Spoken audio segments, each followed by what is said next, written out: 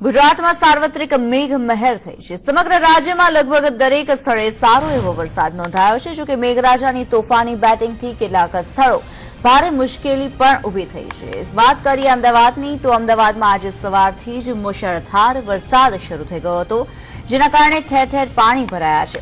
વરસાદના કારણે કેટલીક શાળાઓમાં રજા પણ જાહેર કરવામાં આવી છે।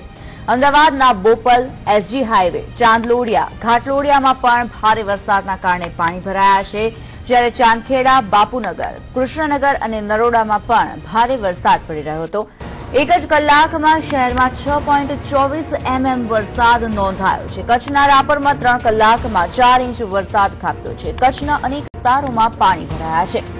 મુશળધાર વરસાદના પગલે રાપરનું આંઢવાલું તળાવ છલકાઈ ગયું છે।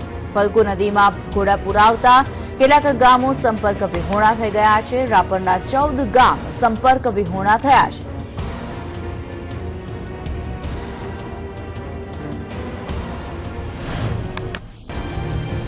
અઢી કલાકમાં 3 ઇંચ વરસાદમાં જ અમદાવાદના અનેક વિસ્તારોમાં જળબંબાકારની પરિસ્થિતિ સર્જાઈ છે। અમદાવાદના માણેકબાગમાં વાહનના ટાયર ડૂબે તેટલા પાણી ભરાઈ ગયા છે, તો બોપલ, વસ્ત્રાલ અને થલતેજમાં પણ પાણી ભરાયા છે।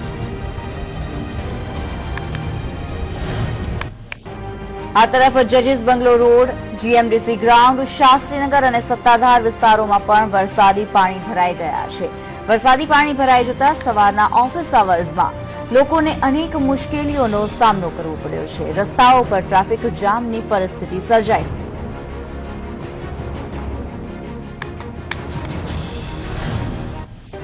સર્વત્ર પાણી છે। અમદાવાદના મોટા ભાગના વિસ્તારો પાણીમાં ગરકાવ છે, ત્યારે મીઠાખડી પાસે પાણી ભરાઈ ગયું છે। અંડરબ્રિજ પણ પાણીમાં ગરકાવ છે, તો બાપુનગરમાં પણ વરસાદના કારણે ગેરસમા પાણી ભરાઈ ગયા છે। વરસાદના કારણે વેજલપુર બેટમાં ફેરવાઈ ગયું છે, લોકોના ઘરોમાં પાણી ઘૂસી ગયા છે, જ્યારે સુરધારા સર્કલ પર પણ વરસાદી પાણી ફરી વળ્યા છે।